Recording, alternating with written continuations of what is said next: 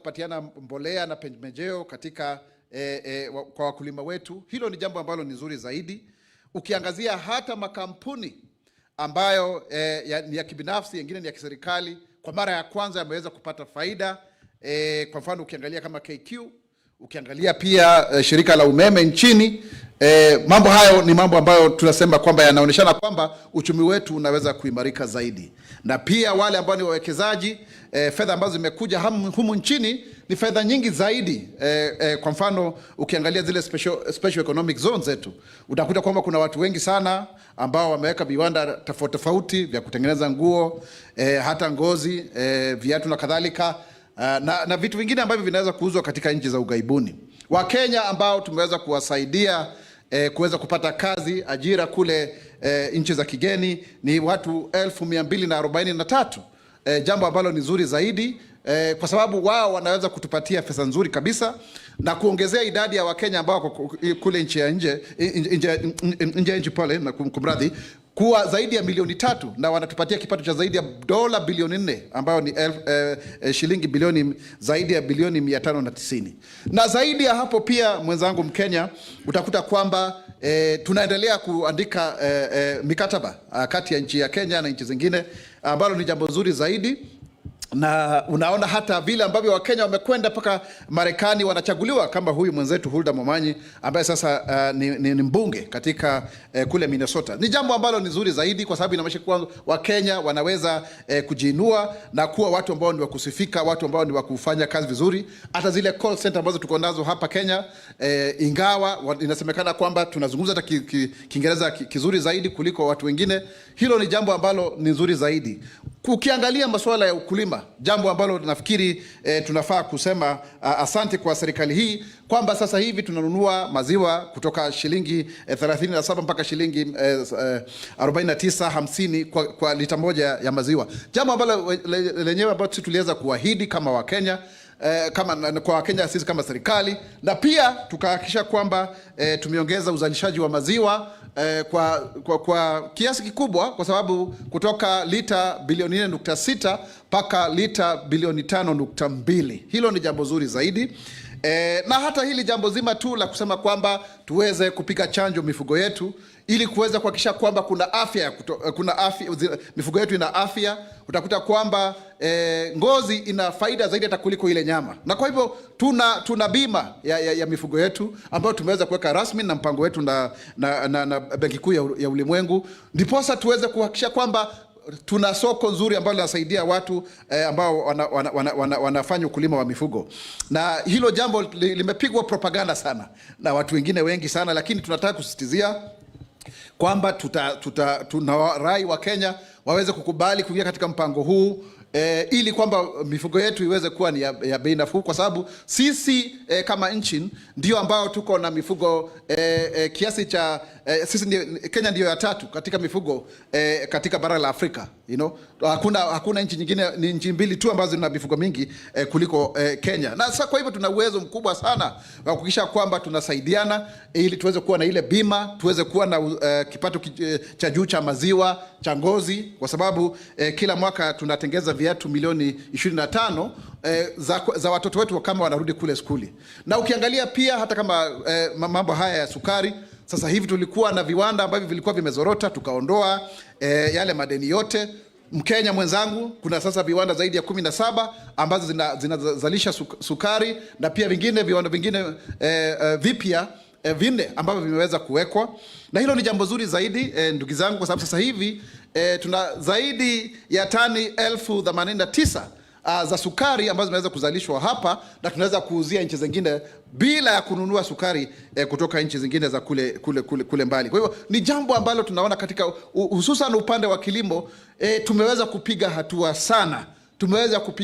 sana. Saa hii watu hawazungumzi mambo sijui hakuna unga, hakuna nini. Hilo ni jambo ambalo tumeweza kulifanyia. Jambo pia tumeweza kuhakikisha kwamba katika ule mpango wetu wa G2G ambao ulipigwa sana na watu, kwamba sasa hivi tunaweza kununua mafuta. Tumepunguza bei ya mafuta kwa kiasi kikubwa zaidi, na pia kule kupatikana kwa mafuta ni jambo ambalo linafanyika kwa urahisi zaidi. ni jambo ambalo linafanyika kwa urahisi, sio kama vile ambao wakati mwingine unapata leo kuna mafuta, kesho hakuna, sijui namna hii, namna vile. Hilo jambo sasa limetupiliwa katika kaburi la sahau. Ukiangazia ikija kwa mfano mambo ya kuajiri watu hapa nchini, kwa sababu watu wengine wanauliza wakisema kwamba je, tunapeleka tu watu kule nje? La hasha. Hususan sasa hivi tumeweza kuadvertise watu waweze kupatiana maombi yao ya uajiri walimu zaidi ya 8,000, na kwa ujumla tumeweza kuajiri walimu zaidi ya 85,000. Hilo halijawahi kutendeka tangu uhuru. Hakuna serikali ambayo kwa miaka miwili hivi imeweza kuajiri zaidi ya walimu 85,000, ikikumbukwa kwamba nakisi ni ya walimu 116. Kwa hivyo tuko mbioni kuhakikisha kwamba tumeweza kukidhi hiyo nakisi na kuhakikisha kwamba walimu wetu wanaweza kuwasomesha watoto wetu. Kuna walimu ambao wamesajiliwa humu nchini 805, wale ambao serikali sasa hivi imeweza kuajiri pasi kujumuisha hawa 8,000 ni walimu 410. Kwa hivyo na wengine 1,100 wameweza kusajiliwa, wameweza kuajiriwa na mashule ya kibinafsi. Kwa hivyo kuna walimu zaidi ya 300 ambao pia hawajaweza kuajiriwa, lakini pia wengine tuna mpango wa kuwapeleka hata nchi zingine waweza kufanya kazi kama kule Canada, kama kule Uingereza na kadhalika, ndiposa pia hata wao waweze kusaidiana na watu kule. Na kwa hiyo hilo ni jambo zuri zaidi kabisa, na hata kukiangalia mambo ya madarasa haya ya JSS, tayari tumeweza kujenga, kuna madarasa zaidi ya 16,000, na kuna yale ambayo yapo tayari, kuna yale bado yanaendelea kujengwa, kuna yale 5,000 ambayo yatajengwa kupitia mpango wa CDF. Lakini jambo lipo kwamba tuko katika pika za kuhakikisha kwamba ikifika Januari na ni kama siku kadhaa zinazokuja kwamba hatutakuwa na shida kubwa vile ambavyo wengine walikuwa wanatarajia. Kwa hiyo ni jambo zuri tu tunaweza kupiga msasa. Tuna mambo kama haya ya ufadhili wa vyuo vikuu ambao pengine ameleta kasheshe kutokana na vile ambavyo koti iliweza kuamua, lakini sisi kama serikali tunasema kwamba tumeweka zaidi ya kitita cha bilioni 43 kwa miaka miwili mtawalia kuhakikisha kwamba vyuo vyetu vinaweza kujisimamia kwa njia ambayo inayofaa. Kuna wale wakosoaji wetu wanasema pengine bei imekwenda juu, lakini ni kwa sababu kwa muda mrefu sana hakukuwa kumefanywa takwimu za kutosha na makadirio ya kutosha kwamba je, mfumo huu mzima wa elimu ya juu unaweza kugharimu pesa ngapi kutokana na ile shahada ambayo mtu anaweza kuisomea, idadi ya wanafunzi, na pia tumekuwa na ongezeko kubwa sana la vyuo vikuu ambalo lazima tuweze kukidhi mahitaji hayo. Sio kama hapo awali ambapo tulikuwa tuna pengine vyuo vikuu 6-7 vya umma, sasa hivi viko vingi na pia hata vya kibinafsi. Pia ukiangalia katika mfumo wetu wote wa SHA ama taifa ukipenda, ni jambo ambalo limekuwa ni kizungumkuti kidogo, na tunakubali kwamba kumekuwa na pengine mwamko ambao tukuwa na mwanzo mzuri, kwa sababu kulikuwa na wakati ambapo tumeweza kuwa kotini kwa muda mrefu, lakini nashukuru kwamba tumeweza kulipa fedha nyingi zaidi ya bilioni 8.7 ikiwa ni madeni yale ya NHIF, na pia tumeweza kuwasajili Wakenya zaidi ya milioni 16.5. Hilo ni jambo zuri zaidi kwa mara ya kwanza, na pia ukiangalia zile hospitali za level 1, 2 and 3 ambazo pengine haziwezi kukidhi mahitaji yale, tumesema kwamba level 4 pia waweze kuingia katika mpango huu, ndiposa Wakenya waweze kufaidika. Na kuna watu wengi tu sana ambao wameweza kufaidika na jambo hilo, na pia tunajua kwamba bado hatujagonga ndipo kwa mradi huu wote, lakini bado tunaendelea kuhakikisha kwamba tunajizatiti ili kuimarisha aina ya huduma ambazo zinaweza kupatikana kutokana na mchango huu wote. Pia ukiangalia mambo ya Hustler Fund, tayari Wakenya wenzangu tumeweza kupatiana zaidi ya bilioni 60 na Wakenya zaidi ya milioni 24 wameweza kufaidika kutokana na mpango huu. Na pia ukumbuke kwamba Mheshimiwa Rais aliweza kuongeza siku zile ambazo lazima ulipe, na pia hata ile limit. Hilo ni jambo zuri zaidi, ndio Wakenya waweze kufaidika na hii mpango wote ambao tunaita kwa kimombo financial inclusion, kwamba kujumuisha na kuhamasisha Wakenya waweze kufaidika kutokana na mpango huu. Hakujawahi kuwa na mpango kama huu, na Hustler Fund sasa inaondokea kuwa kama ni benki ya umma ya mwananchi ya Hustler.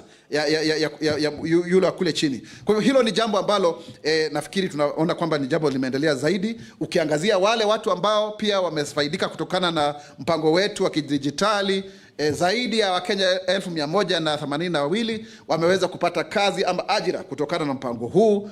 Tuko na zile digital hubs zaidi ya 274 na tunatumai kwamba zitafika 1450 kwa kila wodi ya nchi hii ya Kenya itaweza kuwa na mpango ule. Na ni kweli tumesikia hadithi, watu wakihadithia vile ambavyo wametengeza pesa.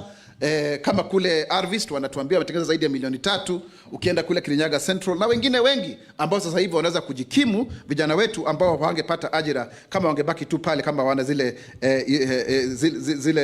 hiyo taaluma. Wameweza kufundishwa zaidi ya vijana 1693 wameweza kupatiwa nafasi hii ya kuweza kuajiriwa ama kufundishwa katika taaluma hii na kuweza kujua kile ambacho wanaweza kufanya, waweze kujisimamia. Pia ukiangalia utakuta kwamba kuna mambo mengi tu ambayo yametendeka katika anga za kimataifa. Kenya imeweza kujisimamia vizuri hivi kwamba leo hii tunaweza kuwa watu ambao ndio wanaongoza kama nchi katika mchakato mzima wa tabia nchi na haki ya tabia nchi, climate change ukipenda, ndiposa watu waone kwamba Kenya ndio inaongoza. Unakumbuka tulikuwa na mkutano kongamano kubwa sana hapa, na pia kulikuwa na mkutano hivi karibuni, lakini Kenya ndio inaongoza mambo kama yale. Ukiangalia pia tuna mwenzetu Mheshimiwa Raila Odinga ambaye tunatumai kwamba ikifika mwezi wa Februari ataweza kuchaguliwa kama mwenyekiti wa Umoja wa Afrika, ile kamati ya Umoja wa Afrika, ili aweze kuendesha, na tuna matumaini makubwa sana kwamba hilo jambo litaweza kutendeka ili tuendelee kupatiana uongozi katika nyanja hii. Na ikumbuke kwamba Mheshimiwa William Ruto yeye ndiye anaongoza mabadiliko katika Umoja wa Mataifa, na hili ni jambo ambalo linaendelea kupata kasi vile ambavyo tunavyokwenda. Pia zaidi ya hapo tumepeleka jeshi la polisi kule Haiti na wanaendelea kulinda usalama. Kenya inajulikana kwa vile ambavyo imeweza kusaidia ulinzi wa nchi zingine tofauti tofauti kama kule Namibia, kama huku Kongo, kama Somalia na kwingineko. Kwa hivyo tunaendelea hata fauka ya kwamba tuna changamoto zetu za hapa nyumbani. Sisi tuko tayari katika mpango ambao uko sawa kabisa, na tunaendelea pia kupigana na mambo ya hizi pombe haramu ambazo zipo na haziegemei upande wote. Hakuna maeneo yanasemekana ni upande huu ama upande ule mwingine. Lazima tuhakikishe kwamba maisha ya Wakenya wetu vijana kwamba yapo salama. Hatutaki mambo ya ulanguzi wa madawa na mihadharati na kadhalika, kwa sababu tunataka kuwa na vijana wetu ambao wako na hali ya afya ambayo ni nzuri, ambao wana nguvu, watanashati, ambao wanaweza kuchangia katika maendeleo ya nchi yetu ya Kenya. Kwa hivyo tumepiga hatua nyingi zaidi, ndugu zangu wa Kenya wenzangu.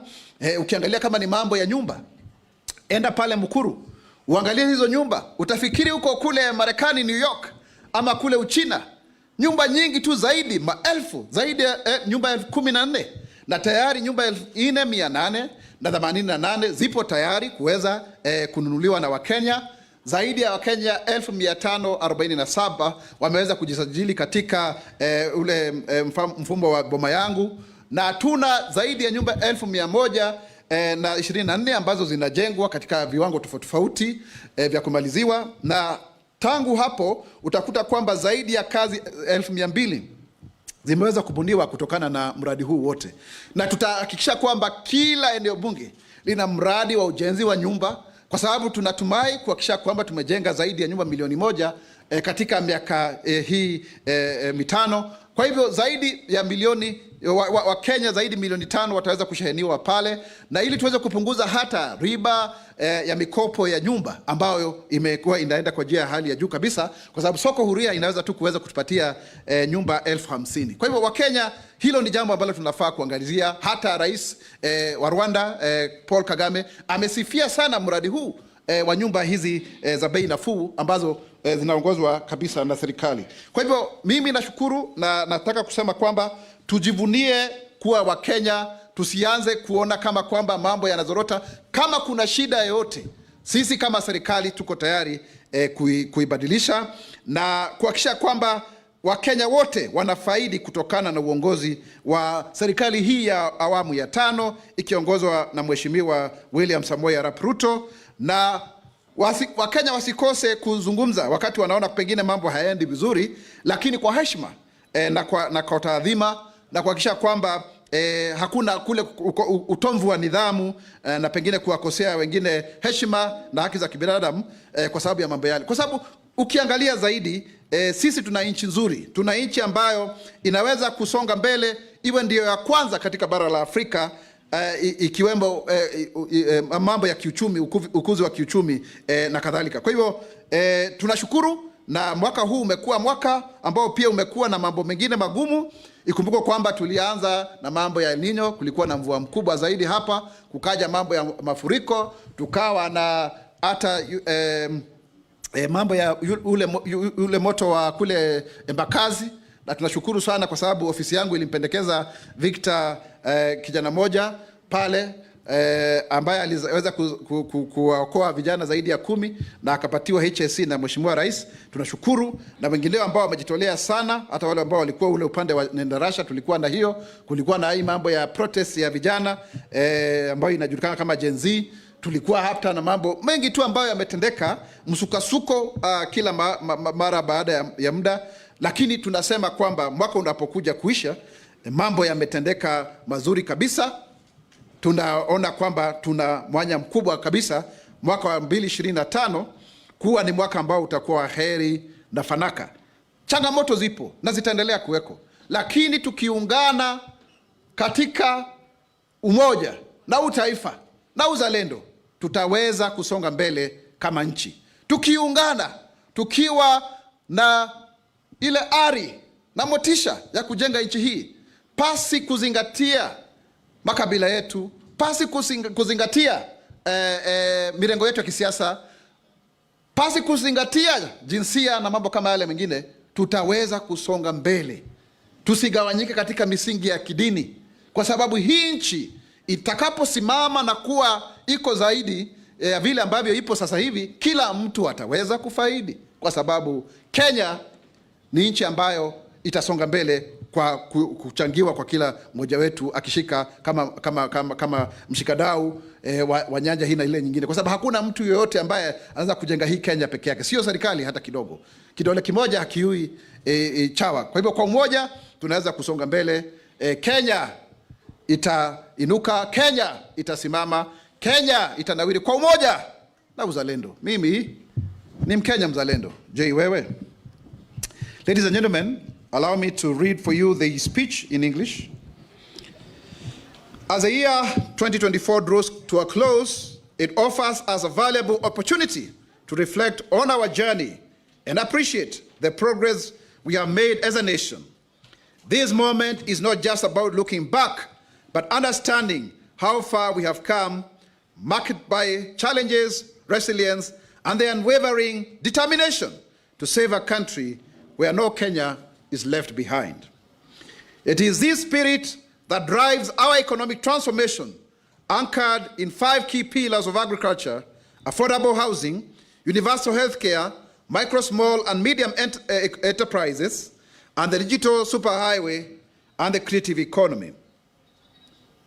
The Better Plan is not just a roadmap towards a better Kenya, but it is also a promise to uplift the millions of hustlers at the base of the economic pyramid, to empower their small enterprises, and to create sustainable opportunities that bring dignity, hope, and prosperity to every household.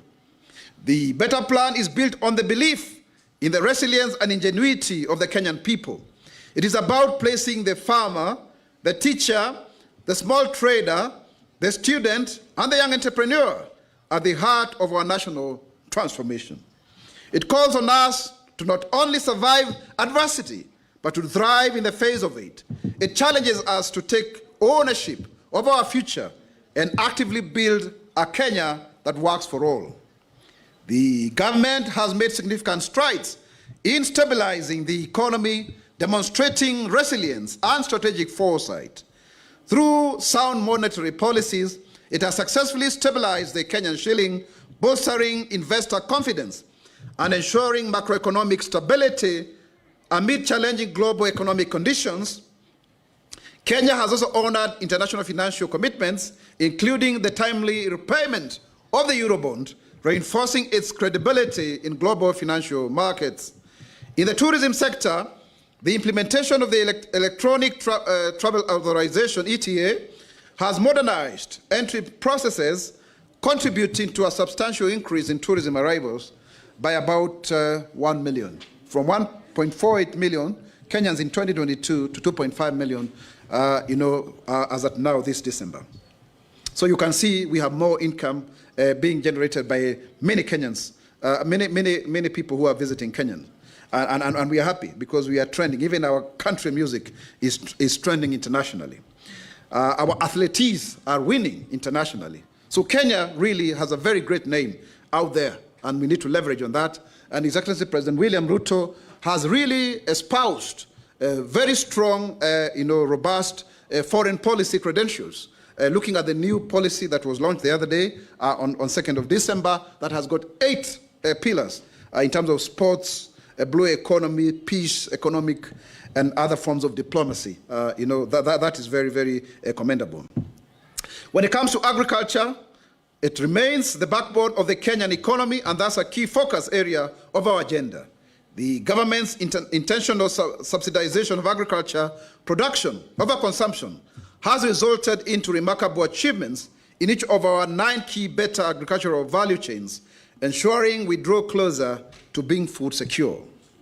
Farmers have greatly benefited from the fertilizer subsidy program, with 67% reduction in fertilizer costs from Kenya shillings 7,500 to Kenya shillings 2,500 per 50 kilograms bag, leading to increased production. As a result, 95 million bags of maize, 10 million bags of wheat, and 2 million bags of rice are now available, significantly strengthening our national food stockpile and reserve, and therefore reducing farming risks, because farming is not really about production, it's a coordination failure. Additionally, the cost of unga has decreased by 52% from Kenya shillings 230 to less than 100, making staple foods more affordable for Kenyans. Adequate rainfall has also further enhanced maize crop productivity, reducing the nation's dependency on imports. Farmers like Mary Chebet from Trans Nzoia County have benefited immensely with access to subsidized fertilizer and seeds. Mary doubled her production of maize, enabling her to sustain her family, pay school fees for her children, and invest in expanding her farm. Kenya remains one of the world's largest producer and exporter of tea, with our tea industry contributing approximately 4% to the GDP and accounting for 26% of the country's export earnings. The robust reforms in the sector has seen it record an extra Kenya shillings 42 billion in export earnings, pushing the total tea export earnings to Kenya shillings 180 billion, an increase from 138 billion the previous year. So this is money, this is pesa mfukoni to fellow Kenyans. The revival of the sugarcane value chain has seen Kenya achieve self-sufficiency in sugar production, because we are now able to produce 89,000 metric tons of sugar, reducing our reliance on sugar imports, thus saving us foreign exchange and ensuring a stable supply for domestic consumption, even as we put money in the pockets of Kenyan sugarcane farmers. The dairy sector is thriving, with farmers now earning 33% higher guaranteed minimum returns. A litre of milk now sells between 49 and 50 shillings at new KCC, way higher than the gazetted guaranteed minimum return of Kenya shillings 33. So you can see that kind of increase is very commendable. Our leather industry has recorded a 23.5% growth in employment, creating 21,000 new jobs opportunities across the country. These advancements highlight the potential of the leather sector to drive industrial growth and provide livelihoods for thousands of Kenyans. This will even get better once we undertake livestock vaccination to improve quality of our animal products, especially leather products, for the export market. Affordable housing. The Affordable Housing Program is transforming lives by providing decent and dignified homes, as well as creating jobs. A total of 124,000 affordable housing units are at different stages of development, with 4,888 units already put up for sale through the Boma Yangu platform, over 550,000 Kenyans have registered for home ownership through the platform, with allocations done upon project completion. To date, the program has generated over 200,000 direct jobs, with projections to achieve 1 million jobs in the next 4 years, when the government rolls an additional 840,000 units. Additionally, a total of 213 artisans have undergone comprehensive assessment and certification under the government's Artisan Development Program. These are people who may not have gotten degrees or diplomas, but they have been certified out of experience. This ensures that their skills are formally recognized, enhancing their employability and opening up opportunities for higher wages, career progression, and contribution to the country's growth of the skilled labor force, and including increasing the participation of women in construction from 20% to about 30%, women engineers, plumbers, and all of that. Now, a good example is John Otieno, a young mason from Kisumu, who secured employment at an affordable housing project, and his earnings have now allowed him to support his siblings' education and start a small business for his wife. This ripple effect showcases how housing initiatives are not only just about building, but also about transforming lives. Very, very important. And we've had many cases of people in Homa Bay, in Nakuru, in Kirinyaga, in Bomet, in Kwale, who are benefiting from this project. The shift to shift, that is Taifa Care.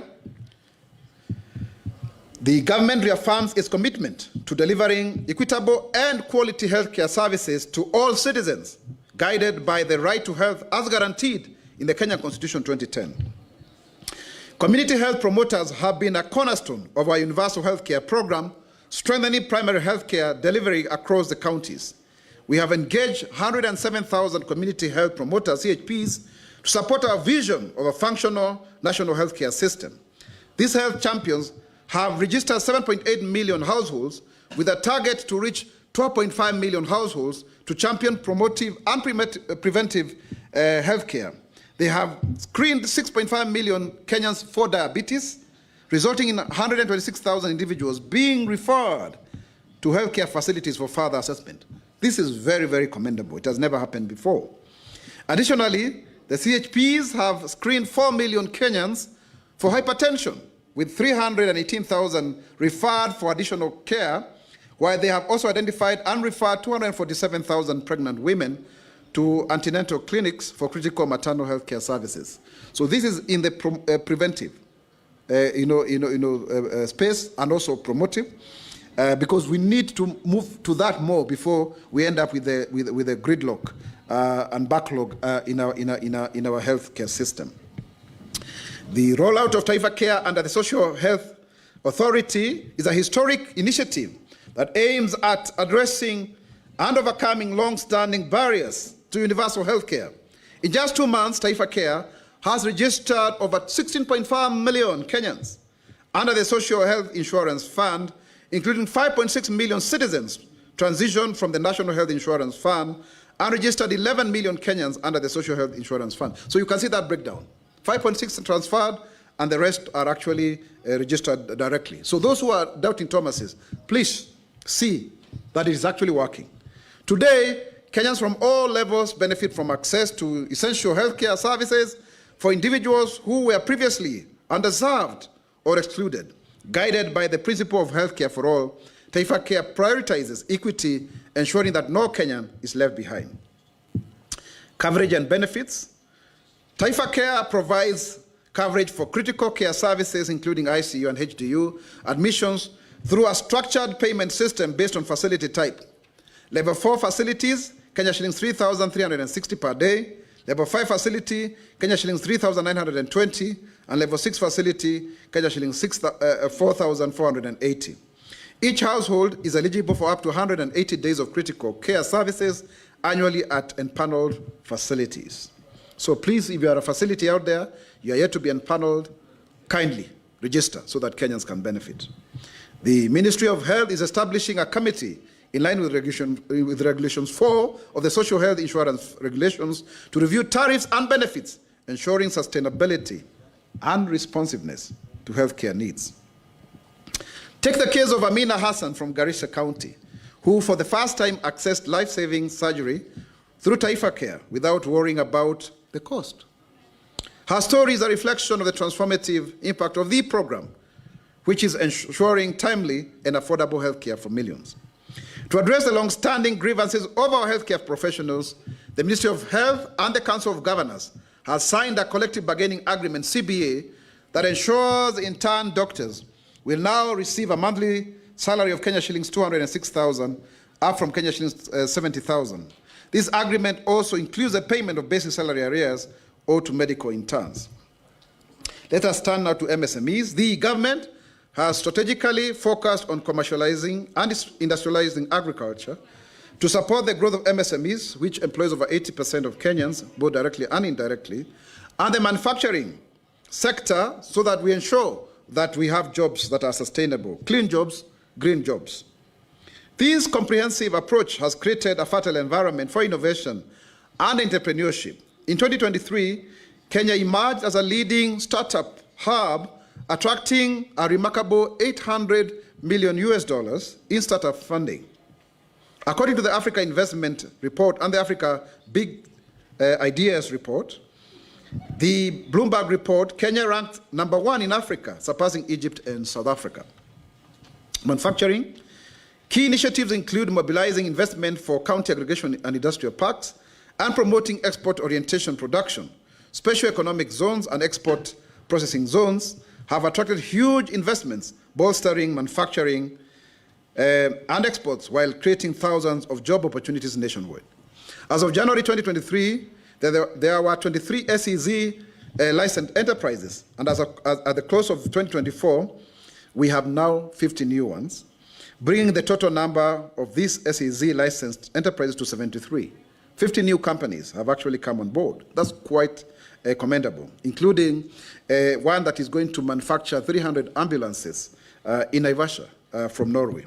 Similarly, this number of EPZ licensed enterprises rose from 148 in January to 178 in December 2024. Very, very innovative ideas. There is even a biotech company, BioUsawa, which is going to be manufacturing breast cancer medicine in this country.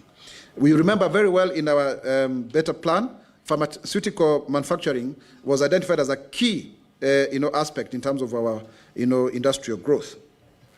This expansion has resulted in the creation of 14,000 real jobs, with an additional 56,000 jobs expected in the new year. Flagship projects in counties such as Busia, Kirinyaga, Murang'a, Eldoret, Kwale, and Nakuru are set to generate another 30,000 jobs. Ladies and gentlemen, fellow Kenyans, over the past 2 years, Dongo Kundu has seen significant progress and has been operationalized with over 80 investors in the pipeline. The Naivasha Special Economic Zone has also become operational, successfully attracting over 20 investors who are ready to take advantage of the opportunities it offers, including the Car Bazaar, as you may know. The development of Dongo Kundu and Naivasha's SEZs is projected to create 26,000 more jobs, enhancing wealth creation and economic opportunities for Kenyans. These zones are greatly facilitating private sector investments and strengthening county and public sector operations within the special economic zones, while laying a solid foundation for sustainable economic growth. Under the leadership of His Excellency President William Ruto, Kenya's investment barometer has shown remarkable progress.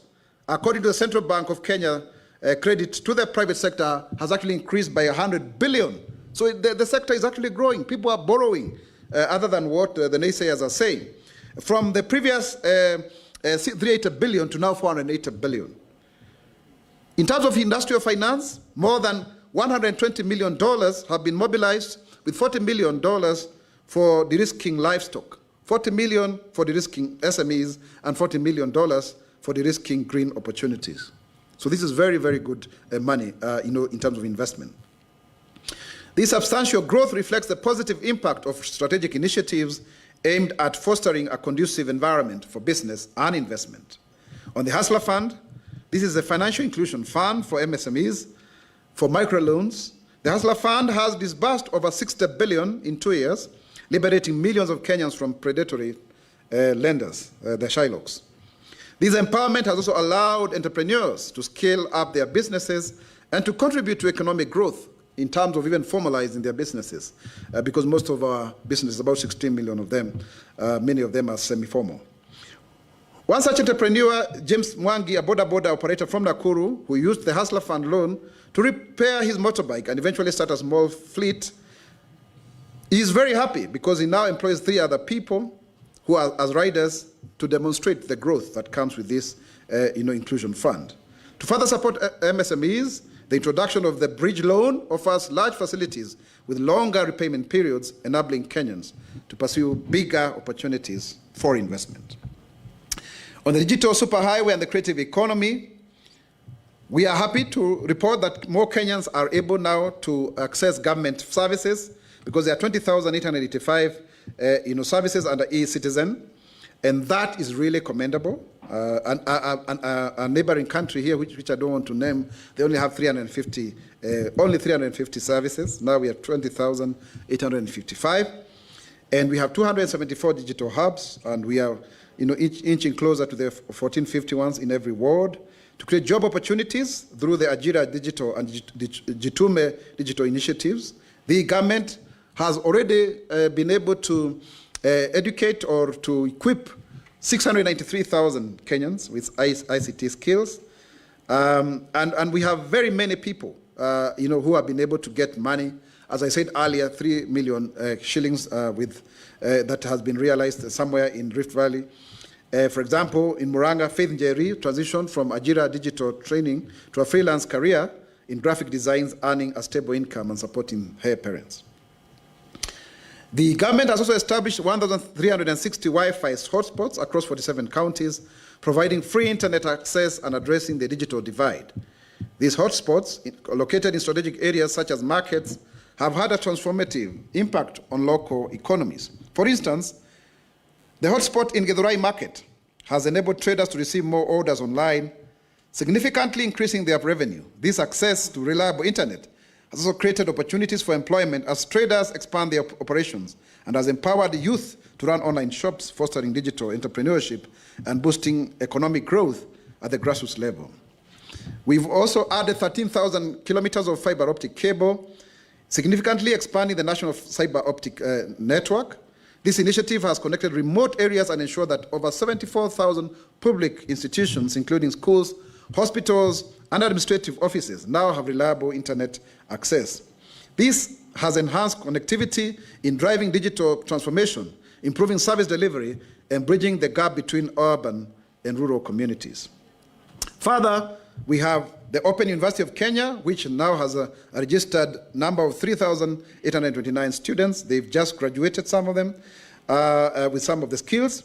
Like Chalo, who is a student at the university, is now able to work and at the same time get an opportunity to still go to school. In the creative economy, Kenya is actually preparing to host the 2026 World Creative Economy Conference, signaling the country's commitment to celebrate our talent and showcase our vibrant culture to the world. Hosting this conference will be a bold declaration of Kenya's leadership in this regard. We have created a lot of jobs, as I have said earlier, just to mention but a few, 182,000 jobs in the digital space, over 85,000 teachers employed, 243,000 out of the country. In the last 2 months alone, 12,000 Kenyans have actually gotten jobs abroad. And we are now trying to negotiate with 7 countries in terms of bilateral frameworks, labor mobility frameworks. And that is very good. And 2 more are also awaiting signatures, so that we have up to 2 million Kenyans going to go abroad in our Kazi Maju program. This is very, very important because we are able to rake in the year 2023, we are able to rake in over $4 billion. That's about 590 billion Kenya shillings at the current rate of 130, knowing very well that the dollar has come down from 162, gaining to 130, which is very commendable. And then, of course, we are trying to revitalize and rehabilitate the Nairobi River, even with the support from China.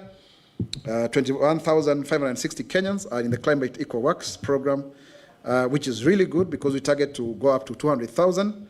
And we hope that that actually is going to be very transformational.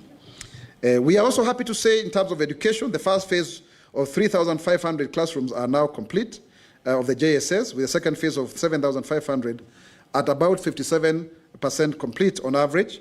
The final phase of 5,000 classrooms is on track to be completed by December 2024, ensuring adequate space for CBC learners transitioning to grade 9.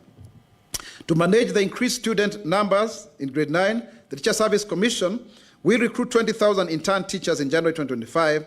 In addition, 56,000 teachers have been employed permanently, and ongoing training is in equipping teachers with the skills needed to implement the new grade 9 CBC curriculum. Additionally, over 8,000 teachers are being recruited currently to fill in those that have left the TSC due to natural attrition. In preparation for the transition to grade 9, the Ministry of Education has conducted pilot assessment to help teachers familiarize themselves with the new assessment categories. This ensures that teachers are readily able to effectively assess students under the CBC framework in the upcoming academic year. The government is fully prepared for the transition to grade 9 in January 2025 and has put in place all necessary measures that are required for the smooth transition. Looking ahead in 2025 and beyond, we as a country remain optimistic. The government is very confident that we can expect sustained efforts to build on all of the above achievements and more. Our focus will remain on enhancing productivity, fostering innovation, and ensuring inclusivity in all sectors.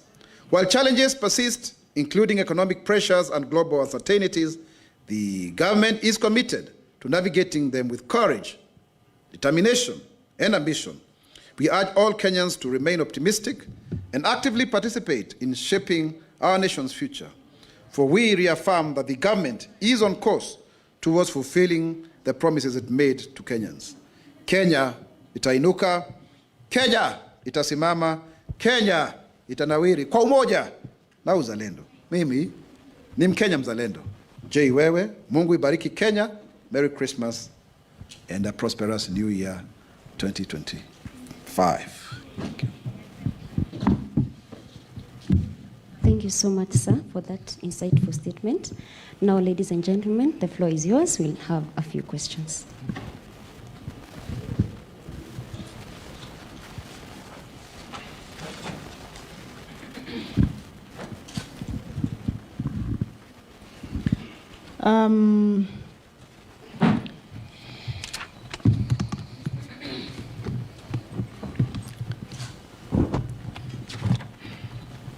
Yes, who goes first? Or there are no questions? Yeah. So my name is Menza from KBC. Maybe you could also take this opportunity to clarify to Kenyans, because as you indicated in your speech or the address that you've just given us, you've spoken a lot on availability of, should I say, the inflation having gone down, as well as prices of commodities gone down. What we have seen right now as Kenyans travel to up country, there is a lot of hue and cry on the expenses, as well as a lack of the monies. So the questions that Kenyans are asking, where is this money? Where is the money that you keep telling Kenyans that inflation has gone down and the commodities, prices of commodities is also down? Watu hawafeel hiyo pesa mfukoni. From where you sit, what do you have to say about that? Then maybe you can also comment on the university model. The court recently declared it unconstitutional, but you have said that the program will continue. Is that what you mean, or what will the government do with regards to that? Yes, another question? My name is Ian Keitani from K24. Laying emphasis on what Menza has talked about.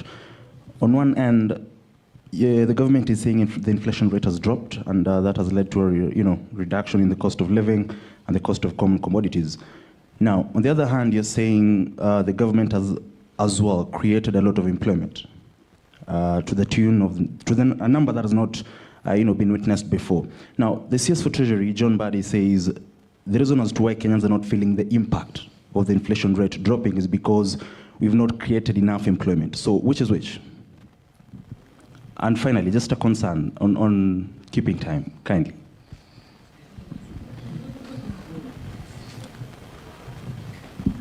Another one? Yes.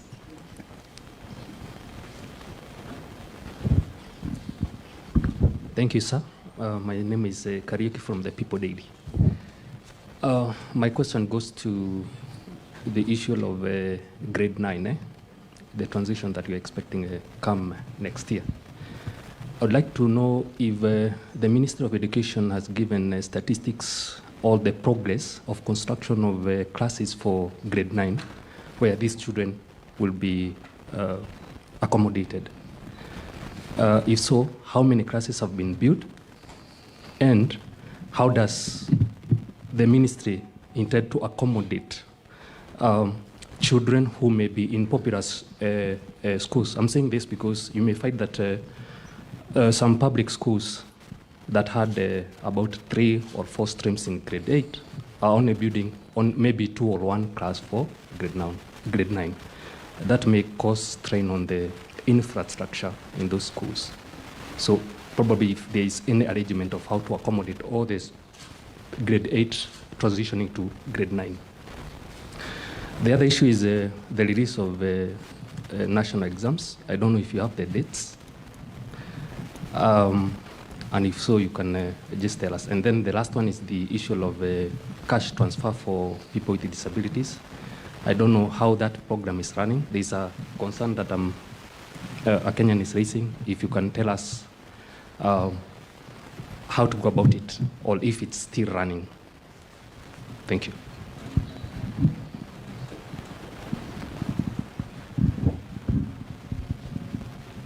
Daktari, mimi naitwa Vincent Afande kwa niaba ya Radio Citizen. Niko na maswali mawili. Swali la kwanza ni kuhusiana na ile statement ambaye alikuwa naibu wa rais Rigathi Gachagua ameisuta serikali yenu akisema kwamba mumerejesha ile pombe haramu haswa Mount Kenya kwa lengo kuu kuathiri vijana ili wasipate kura mwaka 2027. Hilo ni swali moja. La pili ni kuhusiana na kampeni za Mheshimiwa Raila. Wakenya wanafahamu kwamba serikali ya Kenya Kwanza ndio inaendesha kampeni hizo.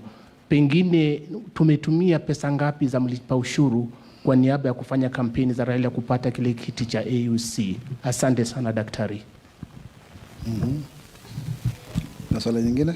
Daktari, nina swali moja kwako leo na linahusiana na ukataji wa miti katika msitu wa Karura.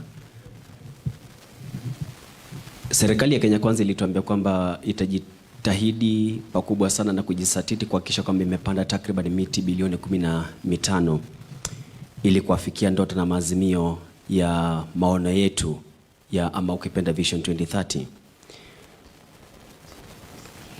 Ule ukataji wa miti ambao tumeshuhudia katika msitu wa Karura, daktari, ni wa kutisha mno. Serikali ikatuambia kwamba wanaikata miti hiyo ambayo imekomaa ili wapande miti ambayo ina manufaa kwa Wakenya. Mahakama ya Milimani juzi imesitisha ukataji wa miti, wakasema kwamba kesi hiyo itaisikizwa mnamo mwezi February actually. Na Wakenya wanauliza sasa hivi hapa nje kwamba serikali ya Kenya Kwanza inakata miti ili ipande au inapanda miti ili ikate. Hilo utatueleza? Mimi nimeachana na hilo. Kuna maswali ambayo Wakenya wanauliza kutoka, hawa ni wale ambao wanatazama moja kwa moja, wanauliza kutoka online. Na moja anasema, my first question is about the concern on the livestock vaccination. Kenyans are demanding for a public participation before the vaccination process begins. Has the government put in place preparations to engage the livestock keepers before vaccinating them? That is their question, number one. Number two, another question is, are they requesting we are requesting the government, if the vaccination is really too critical and must be given to their livestock, they say there are more than deadly diseases that are a problem to them managing and preventing. Why can the government help provide vaccines for those diseases rather than that of the foot and mouth that they are saying they can manage themselves? Last question is, in Kajiado, there is an ipomea weed which has turned to be a problem to the livestock keepers in there. Can the government divert the energy in vaccinating the livestock and help Kajiado and the rest of the nation where they are experiencing the weed to control and kill it? Thank you. Thank you. Any other final question? Okay. Nataka kujibu. Mwenzangu kutoka KBC. I don't know whether you want me to answer in English or Kiswahili. Whichever is fine. Eh? Yes, the issue of circulation of money has been an issue that has been raised by many Kenyans. And the government is putting in place measures to ensure that we do so in terms of circulation. There are some 5 measures that we have agreed on what we need to do. And let me leave it at that because some of this is in the pipeline. But rest assured that that is actually going forward, something that we are addressing very robustly in terms of increasing circulation. Because when you have inflation is going up is when you have too much money chasing too few goods and vice versa. So we will look at that as well. But you can see clearly the lending to the private sector has increased by 100 billion. We've been able to secure $120 million to financing. You can see the increase, for example, of the tourists that are coming to Kenya. That is still income. The production in the agricultural sector, again, that is income. But there's something that somebody cannot doubt, that we have reduced cost of living as a result of our deliberate policy to subsidize production rather than consumption. The millions of bags of maize, and all of that is as a result of the fact that now, coupled with the rainfall and the subsidized fertilizer, people have more food. Really, that's true. That's actually true. So yes, if that were not to be the case, things would have actually be worse. Now we are not even importing sugar. Milk is being bought at a better price. It's increasing. It's increased significantly. So I want to say without a doubt that we made progress there. But in terms of circulation, there are measures and the increasing of the employment in terms of the various sectors of the economy, be it affordable housing, be it teaching, be it abroad jobs. All of those are forms of income, including, as you can see, the earnings from tea sector increased by 42 billion. And remember, even recently, the government has been able to put in place a policy where coffee farmers will be paid directly. And the cost of cooperative charges has been capped up to 20% per kilo. So there's money. But sometimes don't rely so much on what you see on social media and other places. The truth of the matter is that at the macro level, things have actually improved in a very significant manner. In fact, I can dare say, if you compare the fifth administration led by President William Ruto, what it has been able to do in the last 2 years is more than any of the past administrations within that same period. That I can say without a doubt. We have been very deliberate in making painful decisions, but in the end, Kenyans are going to be happier. And you'll ask me why. Not even in the last 60 years have 16 million Kenyans been registered for this public health insurance, popularly known as Taifa Care. It's the first time. Never ever before have we ever employed 85,000 teachers at a go. Never. If you look at the fiber, the previous administration was able to do only 9,000. We've been able to do 13,000 within 2 years. So my sister, there is every indicator that things are going well. And in fact, the challenge has been the public debt, and we have not defaulted. So that's actually quite commendable. That's really, really commendable. That's why more Kenyans are investing. More foreigners are investing here, $800 million, 50 new companies, and more. 14,000 new jobs, direct, real jobs. So Kenya really is on the takeoff. On the new funding model, the matter is in court, yes, but it's out of the issue of public participation. But even if that is the case, because it's only a suspension, it is deliberate. The cost of education has gone higher. The funding had reduced to only 48%. instead of 70% per student, per course. And so we cannot keep on financing our universities the way we were doing in the 90s. So we resolved this issue, and I believe we have been able to put in over 43 billion and counting.